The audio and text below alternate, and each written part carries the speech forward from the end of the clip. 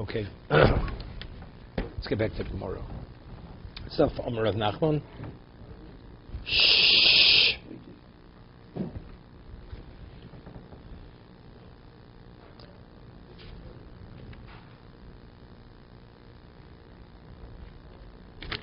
Again, they keep coming in. Sorry.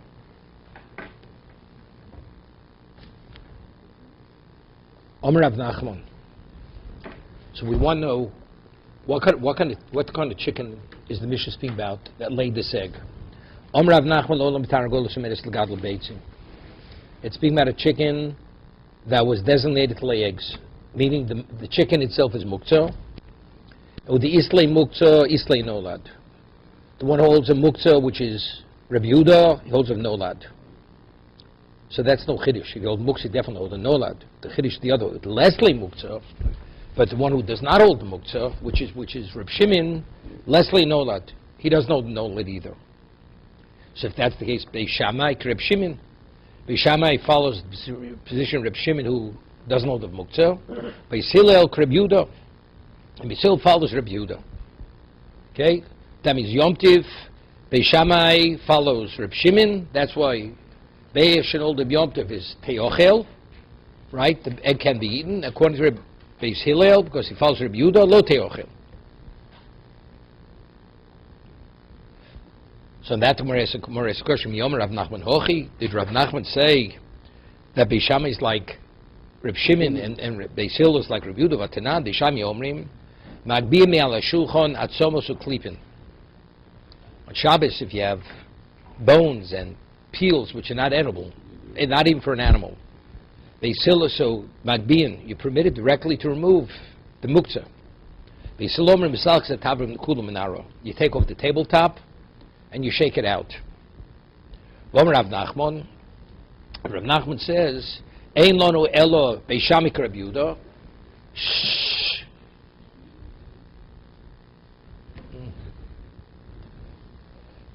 Rav Nachman says, Ein lonu elo Beis Shammai Reb Yehuda, or Beis Hillel Reb Shimon. Beis Shammai, in regard to Shabbos, follows his position Reb Yehuda, and Beis Hillel follows the position Reb Shimon. Omnar Rav Nachman, Rabbi Shabbos, the Sosam Montano Reb Shimon, we find that Reb Yehuda Nossi, he established the Stam Mishnah, the non-Mishnah like Reb Shimon, did not where. Then it says in Shabbos, you're permitted to cut gourds, even though it takes a tremendous amount of exertion, but for the sake of feeding your animal, you're permitted to exert yourself to this degree. If you have an animal that died on Shabbos, although before Shabbos it was alive, so when Shabbos began, this animal couldn't have been given to the dogs. So Reb Yehuda Nossi establishes the Mishnah on Shabbos that Beis Hillel holds like Reb Shimon, because Beis Hillel holds that because since we paskin like Beis Hillel, and we have a Stam Mishnah that says you could feed the carcass of the animal to the dogs, so evidently Beis Hillel follows Reb Shimon. Abo gabe Yom Tiv. But on Yom Tiv, Sosam Lon Tanuk Reb Yehuda. Reb Yehuda Nossi establishes the anonymous Mishnah like Reb Yehuda. Did none. What do we say? He establishes an anonymous Mishnah like Reb Yehuda on Yom Tiv. If you have muksmach chasor and kis, you have building supplies that were piled up, everybody agrees. Even Reb Shimon agrees to that. You're not permitted to use that wood, because that's been negated. It's called muksmach chasor and kis. However, what about if you have a beam that broke on Yom Tiv? Then that also you cannot. So why? So that's going like Beis Hillel, since it's in the Stam Mishnah. We go like Beis Hillel. Beis Hillel is going like Reb Yehuda. Who's the one who established the anonymous Mishnayos? Reb Yehuda Nossi. He's the author of Mishnayos. Ma'ishna b'Shabbos the Sosam Reb Shimon. Why in regard to Yom Shabbos, the Stam Mishnah, which indicates that halacha, is like Reb Shimon, which is more lenient in regard to Muktzah. Or Ma'ishma b'Yom Tiv the Sosam Reb Yehuda, and Yom Tiv, which is less chomir.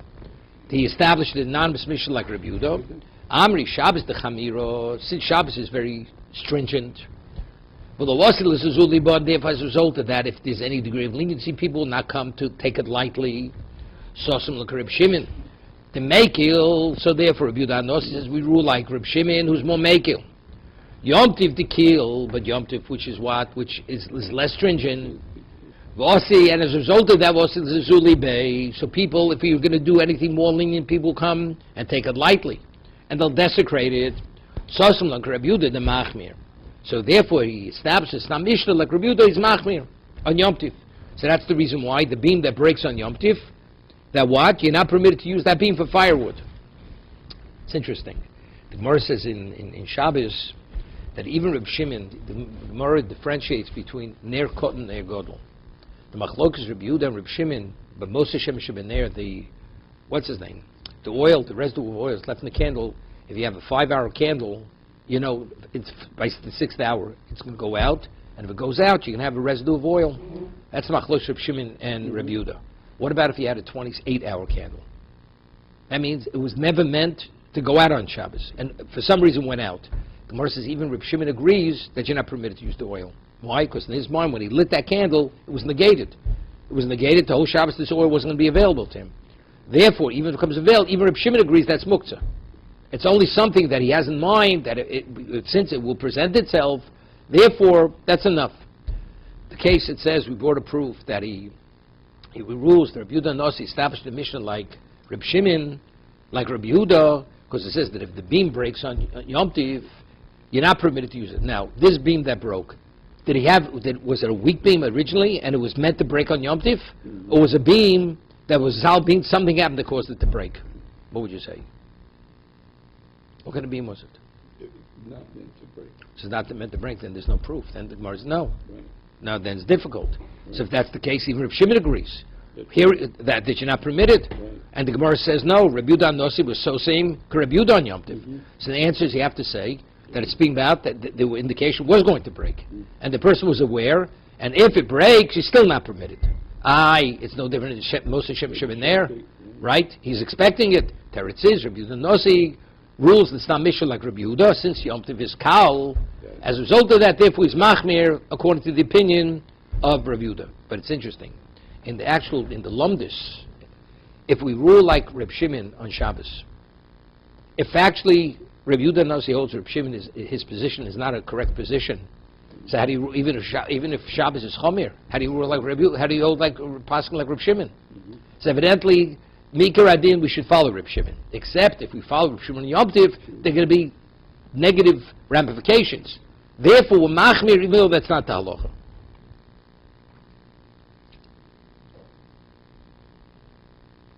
Okay, let's see Rashi.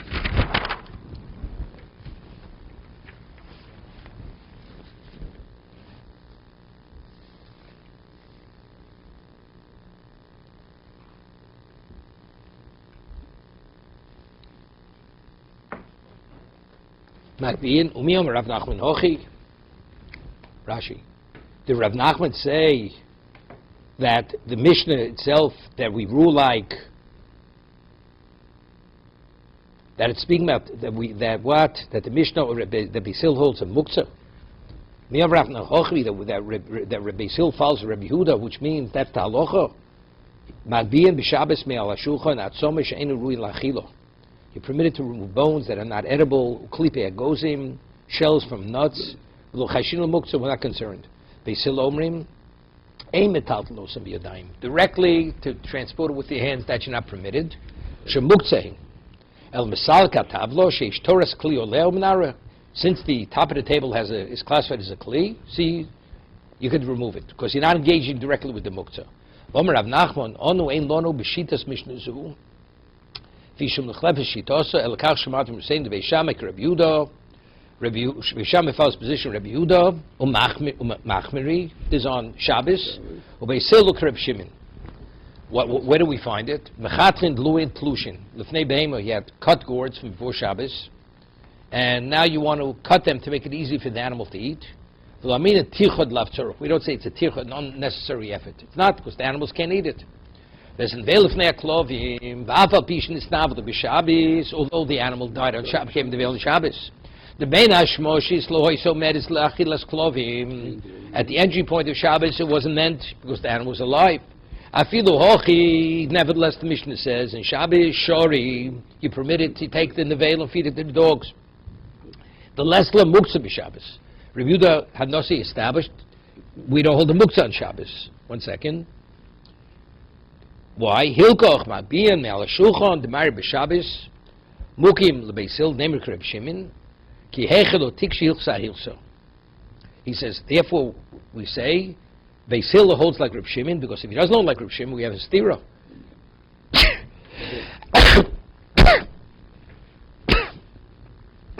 Because we pass like Beisil, we pass like the Stam Mishnah. So evidently Beisil must hold like Reb Shimon. Halacha Stam Mishnah, v'kaimen halacha Beisil. Aval gabi Yom Tiv Dashchan the Sosam Rebbe Reb Yehuda. We find the Rebbe had established the anonymous mission to follow Reb Yehuda on Yom Tiv.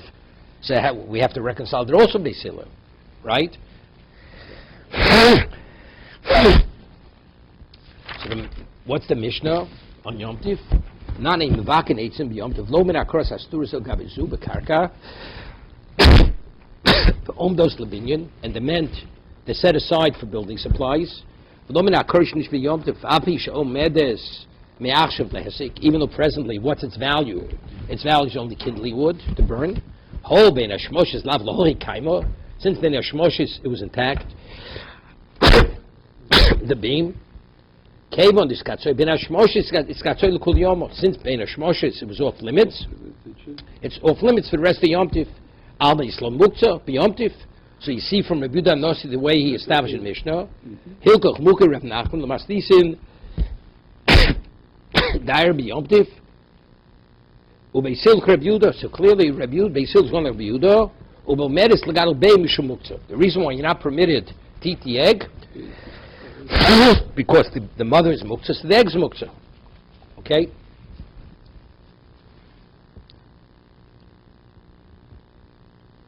So the Gemara says, Man Sosam Masisa Rebbe, who authored the Stam Mishnah, Reb Yehuda Nossi,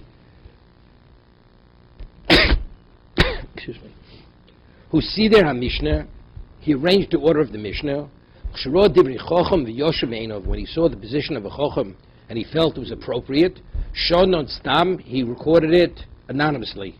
He didn't identify the person behind it, because sometimes it may actually be a minority position.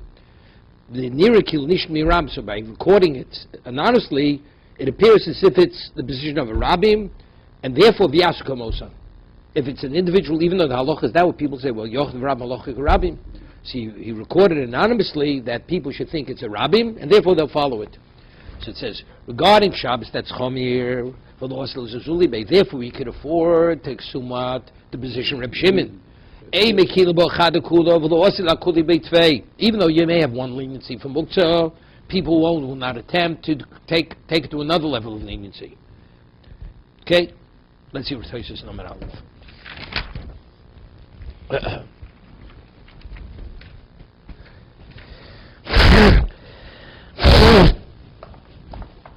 The Gemara asked the question that Beis Shammai, what if it's speaking about Tarnagoles, which is Omeres L'Galam Beim, so the egg should be Muktzah. So was it Dilma Beis Shammai? Less than was it maybe Beis Shammai doesn't know the Muktzah. I mean, what was originally the question of Beis Shammai, right? The Gemara says Beis Shammai, it should be Muktzah. The Gemara says, what's the question? Maybe Beis Shammai doesn't know the Muktzah. So the Gemara answered, because you may think, even though he doesn't know Muktzah not, but no lad yes. So he's telling me no, even no lad he doesn't hold them. Dum Beis Shammai less no Muktzah Tema. But Mesliza Komar Behedju the Beis Shammai Yislu Muktzah. Beis Shammai says, what do you mean? Maybe he doesn't. Beis Shammai says explicitly he does hold the Muktzah. Where? Tiktoni lo yita le'elo imkein nene min bojom nanea min bojom. If you have chickens in the coop, Beis Shammai says the next day if you want to slaughter those chickens on Yom Tiv, you have to before Yom Tiv take the chicken, lift it, and designate this chicken. I'm going to what? I'm going to slaughter tomorrow. So what is that? See clearly holds a Muktzah. So what's the Gemara saying? Beis Shammai doesn't hold the Muktzah. We see from the Mishnah later he holds a Muktzah. Good question. You had a question? Yeah. V'yesh lomar, the muktzah balichayim chom yitvei. Umuktzah bioser. The muktzah of a living creature is more muktzah. V'osamu di islay muktzah. That's where he owes. Chazina of Reb Shimon, as we see Reb Shimon himself, we find that even if you don't hold a muktzah, there's certain muktzahs you do hold of. Avagav leslay muktzah, islay gabi grogsut smukin skatzoy tvei. We find that if you put figs and grapes to dry in the roof, once you put them there, it's off limits. Even Reb Shimon agrees, because that's called dachi b'yadayim. That's considered a negation. He negated it until it's fully edible. Dachi b'yadayim. So you see, even if you don't hold the muktzah, there's certain muktzahs you do hold them. So the same thing. Even Beis Hillel, Beis Shammai says that you have to shake the chicken, which clearly says he holds a muktzah. That's what? That's balichayim. But over here by the egg, maybe not. Somewhere it says, Koso gadaiton. Daitin, dafiluman the shari muktzah, even the one who permits muktzah, which is Reb Shimon, but no lar osir, by the egg. So if that's the case, how do we understand Beis Shammai? Lo matzi inish mai dechosi, like this Rashi. A person doesn't negate something that could be available to him. Avol nolad lavayoda miyesum, but if it was born into existence, and yes, they didn't even know it existed, you can't say what's available, he doesn't negate. There was nothing available. V'temo. So Tosas asked, Temo, do Reb Shimon, the shari b'muktzah, shari b'nolad.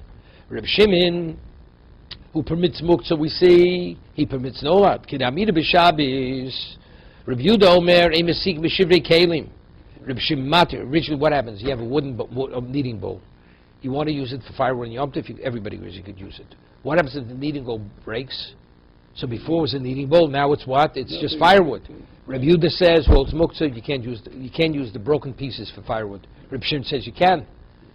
Avagav, and the Gemara refers to the pieces of the bowl as nolad. So you see clearly the one who doesn't hold muktzah doesn't hold of nolad. But so what's the worst havamina over here? Man the islay muktzah, leslay muktzah, islay nolad. We see that nolad and muktzah go hand in hand. That's Tos's question. V'yesh lomar lo domi d'hai nolad d'ochad lo domi. They're not comparable. D'hai nolad d'ochad avi nolad tvei. The nolad over there means a new entity came about.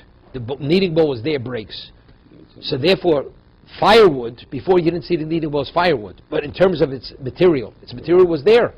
Here the nolad means it didn't exist. That's what he says.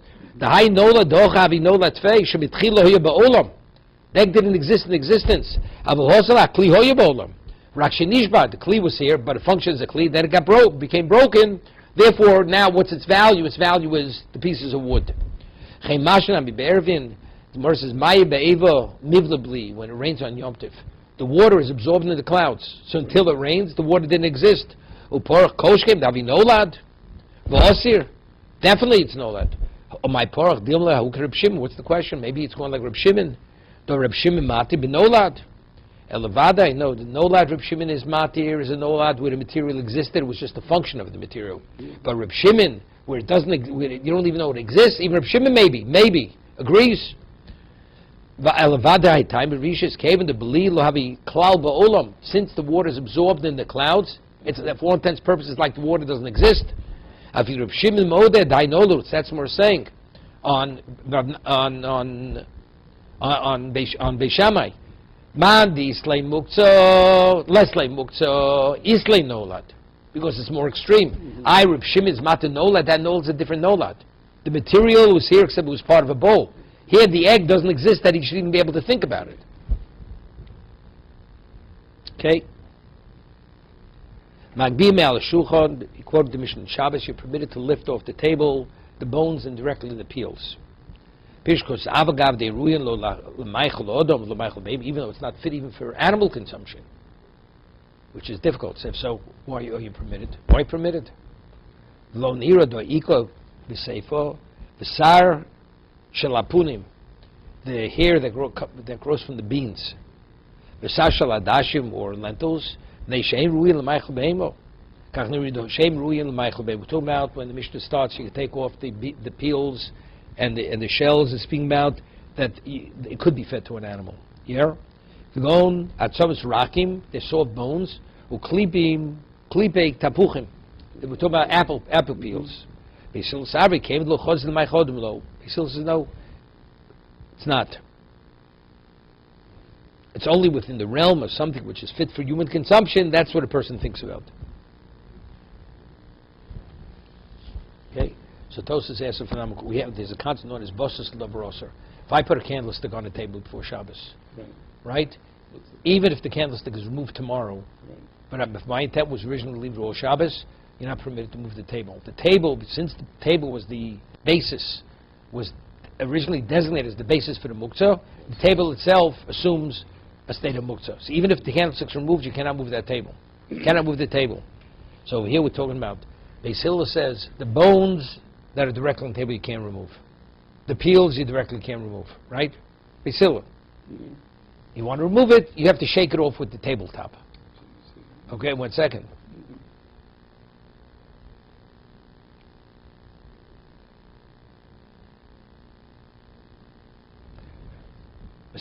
Tema, although he bosses the davroser. How do you remove the tabletop? If the peels and the shells are muktzah, and what's serving them? The tabletop. So the tabletop assumes the identical status as the peels and the shells. So how do you remove it? For the same reason why you can't remove the muktzah directly, say, so the tabletop becomes that. Okay? V'lo bosses davroser, v'lo shchiach. Ho v'yinichem shamidaito.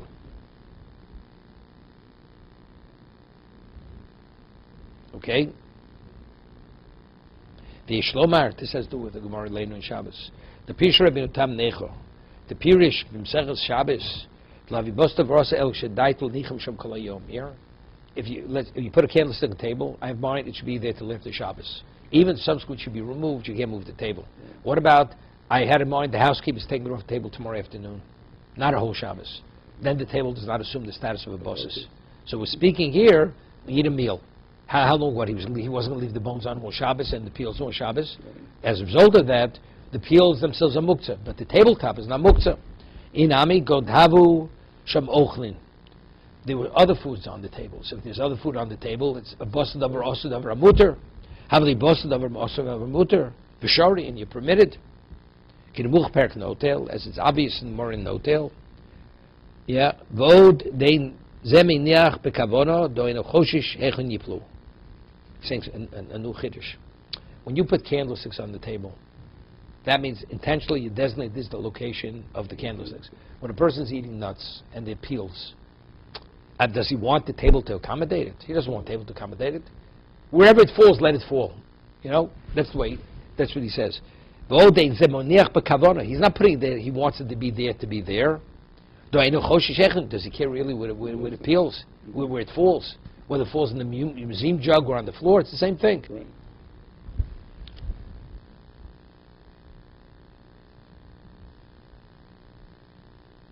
So this seems to be defensive of Hillel. So why? Why are they defending that point of view?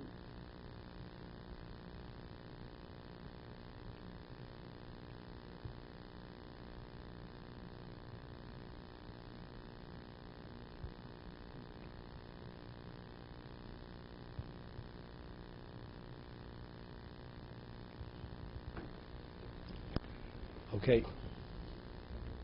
Further. Okay. Titnan mechatna sadluin. Lefnei abeimo. So it comes out in she's saying a chiddush. When we speak about bosses, you establish it. That is its location. Right. But I say wherever it falls, it's irrelevant to me.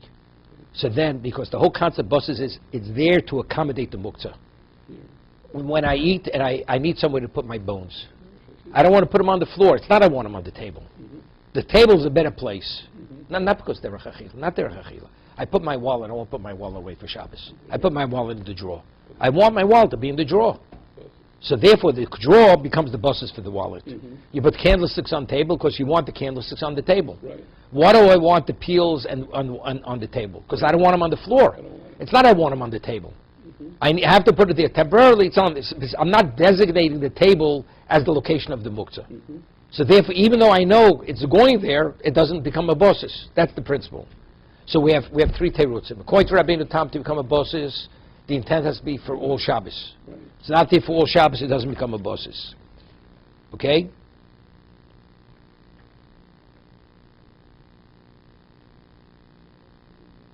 or it's speaking about there was other food there since a bus davar also davar amuter, or it's you have to want it to be there for itself. Yeah. It says on Shabbos you're permitted to cut the gourds for the animal. So Rashi learned, we're talking about they're already cut, but we're talking about the effort and the exertion you need.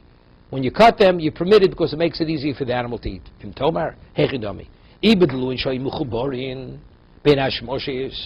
Were they originally attached when Shabbos began? It's phenomenal.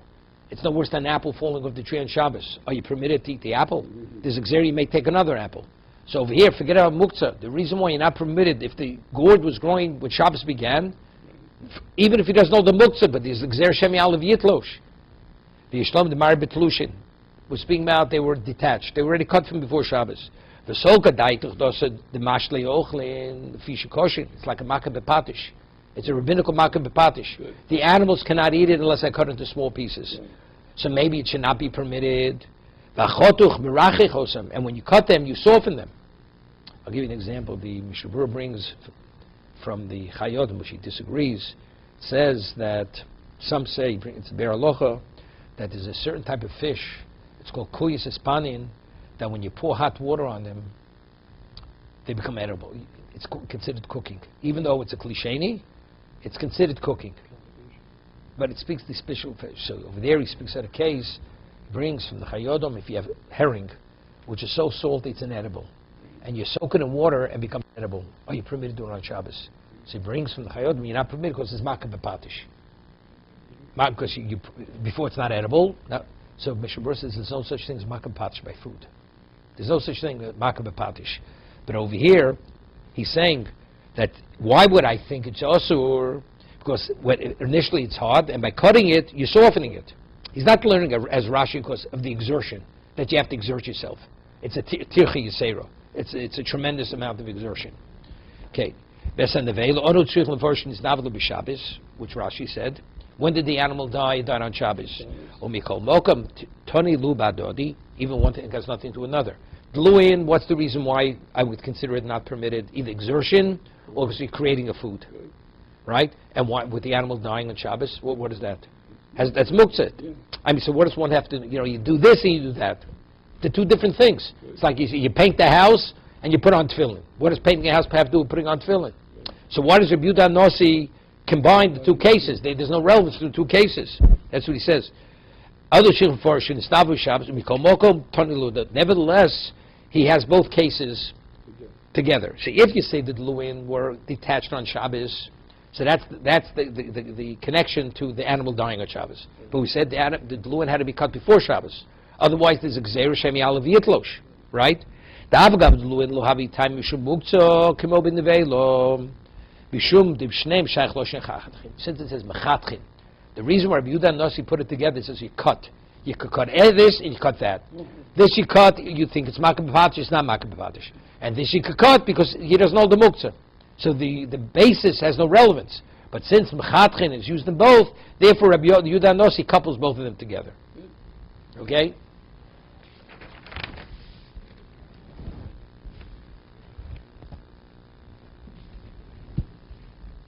Okay, let's go further in the Gemara, we'll get back to Tosas.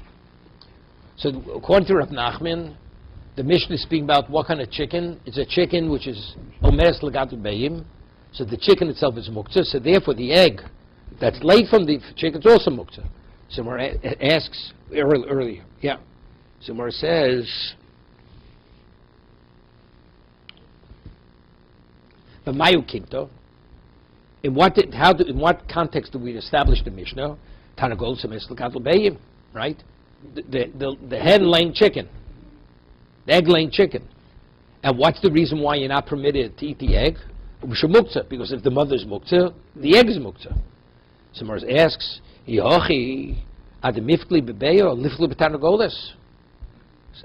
what's the machlok? Is the egg muktzah, is the chicken muktzah or not muktzah? That's the machlokas. And as result of that, the consequence of that is the egg muktzah. But where do you start? If you hold like Reb Shimon, the hen is not muktzah. You could change your mind. So with the egg. No. If you go with the egg. No, I'm saying, if the argument is regarding the egg, the Hodlik Reb Shimon, the Hodlik Reb Yehuda, we can argue that same argument regarding the hen, the mother. So why discuss the egg? Let's talk about the hen. Good. That's the Gemara's question. What are they arguing? Beis Shammai Hillel regarding could you eat the egg? Let them argue. Could you eat the what? The chicken. According to Reb Shimon, according to Beis Hillel, you could eat the chicken. Beis Shammai, according to Beis Hillel, you can't because Beis Hillel follows on Yom Tiv the position of Reb Yehuda. So he says, Lo diachat kochan Beis Shammai. The reason why Reb Yehuda Nasi chose the case of the egg because it wants to show us to what degree Beis Shammai is mekil. That even though it's nolad, which is more extreme, the most extreme level of muktzah, nevertheless Beis Shammai permits it. The benolad shori, Gemara says lifkul b'tana golis. So why do you want to magnify and project Beis Shammai's position to what degree is lenient? Lifkul b'tana golis lo diach kolchot Beis Hillel. Show that even though it's not nolad, Beis Hillel is machmir, right? The muktzah asri, the Beis Hillel follows the position of Rabbi Yehuda. That muktzah is also even if it's not nolad. Maybe you want to say koach that teiro odiv. Rabbi Yehuda Nasi established case he always wants to bring out the position of the one who's more mekil, and Beis Shammai is more mekil. So by the head, by the mother of the chicken, you wouldn't know that, but by the egg, you do know it. So Gemara says, if that's the case, let us argue both. Taragol, so meres lagat sobeim, hiu beitzosa. That's what it should say. The chicken itself is what? The chicken itself is omeres lagat sobeim. So according to Beis Hillel, you can't eat the chicken, you can't eat the egg. That's what it says in the Mishnah. Hiu beitzosa, lo se ochel, or hiu beitzosa te ochel. Right? I got. Let him argue both. He who beitzosa, the mother and its egg. Beis Shammai omrim teochel. That's Beis Hillel lo teochel. So that's the difficulty because koach de teiro, to say koach de teiro in a position which is not la halacha, the Gemara says that's difficult. But you want to display it, okay? So let's talk about the mother also. So speaking about the mother, that tells us the position, the halachic position, Beis Hillel. It doesn't have to be the most extreme, because it's misleading. If Beis Shammai Beis Hillel argue regarding the egg, you say, you know why they're arguing that? Because it's the most extreme level muktzah. But what about if it's ordinary muktzah? Beis Hillel would agree it's mutter. Right. But that's misleading, it's wrong. Because we say, madis le muktzah le nolad. It goes hand in hand. Right. So if that's the case, it should say in the Mishnah, the mother and the egg. The egg would display koach de teiro Beis Shammai. Right. And the mother, that it's not permitted to Beis Hillel, even though it's not nolad, it's still not permitted. Because we rule, but the Mishnah only discusses the egg. Right. That's the reason why Rabbah is rejecting Rav Nachman's interpretation of the Mishnah. Because it's misleading otherwise. If we're only arguing the egg, now, so you'd say, but regarding the mother made Beis Hillel agrees, it's not muktzah, which is incorrect. So how do you cover that issue? How do you clarify it? They should argue regarding the chicken and the egg, both of them. Right? Let's see Rashi.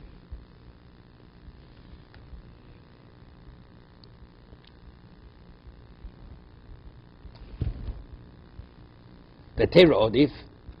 The Gemara says the reason why Beis Hillel, Rabbi Yehuda Nossi established the case by the egg because he wants you to show the power of the mekil. Tov lonu lashmini koach divrei amatir. Rabbi Yehuda says that he prefers to present the position of the matir. Shu semich al shmosa, because what he has to rely on his shmua, on his kabbalah, that it's permitted. Veni yori lahatir, meaning, and he's not concerned that it's a kula, that it's wrong. Abel koachas osrin, but the position of those who aser, who say it's forbidden, eno rayo, that's no proof that they're right. A person who goes to the liberty and says it's permitted, that means he must have pretty good proof that it's permitted. To say oser, you don't have to have a rayo. Shekol yichon machmir. You don't know if you can be machmir. Afilu b'davar amuter. Something's absolute. That's off limits to us. Okay.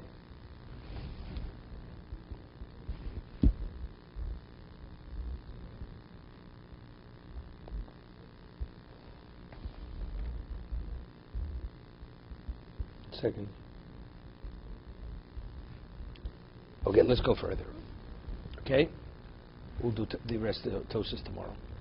But because of this question, that it should say they should argue the mother and its egg, Rabbi rejects it, so Rabbi has a whole different approach. Omar Rabba olam targosum es lachilo. We're speaking about the mother was what? Was designated for eating. So the Gemara asked the question before, but based on uchelet ifris, the egg should be like a piece of the chicken breaking off. He says no, the Mishnah is speaking of something else.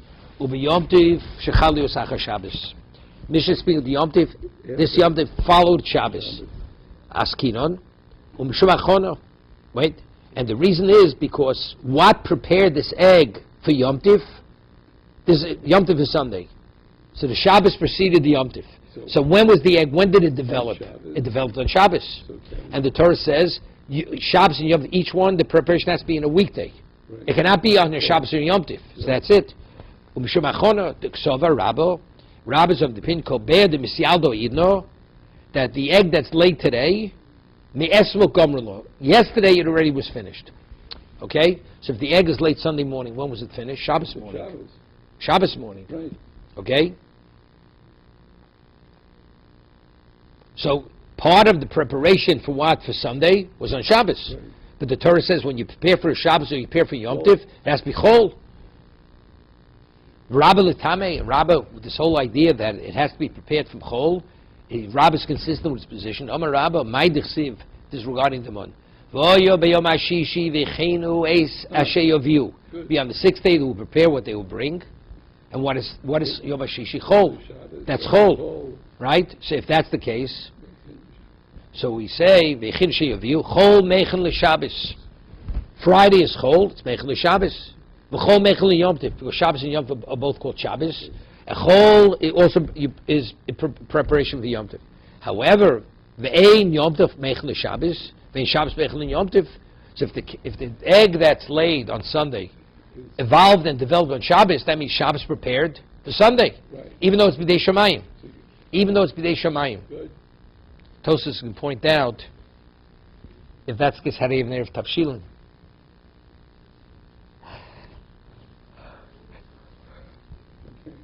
We'll see.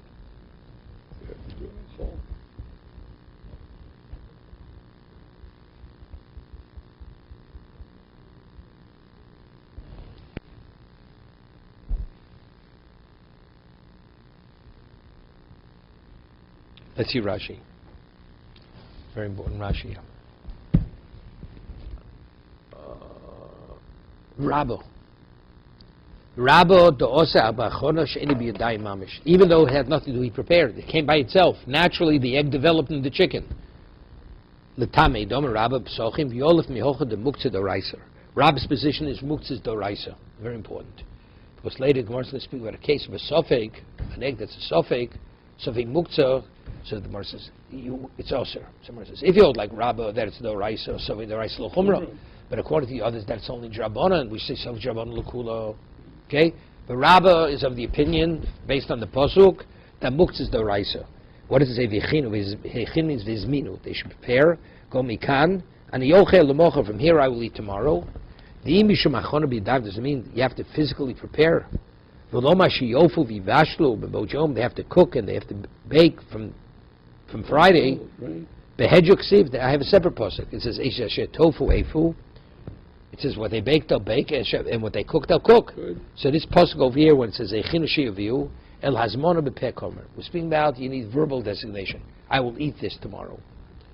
Uchsiv bayom hashishi stam shishi cholu va'achshor rachmona l'tzuda Shabbos. So what's Torah saying? That Suda Shabbos should be prepared not on Shabbos, but on chol. So this is the Erev Tashil. Va'achshor rachmona l'tzuda Shabbos she'ez menem bojom. Yeah. Now, what's the reason? That because Torah values the Suda Shabbos, she has minenu mebojomu. It has to be prepared from the day before. Ubechol. When Yom Tiv mechen l'Shabbos, Yom Tiv nami kori Shabbos. Yom Tiv is called Shabbos. Uboy sudoso hazmono. The Suda has to be designated for the day. V'hazmonoso bechol.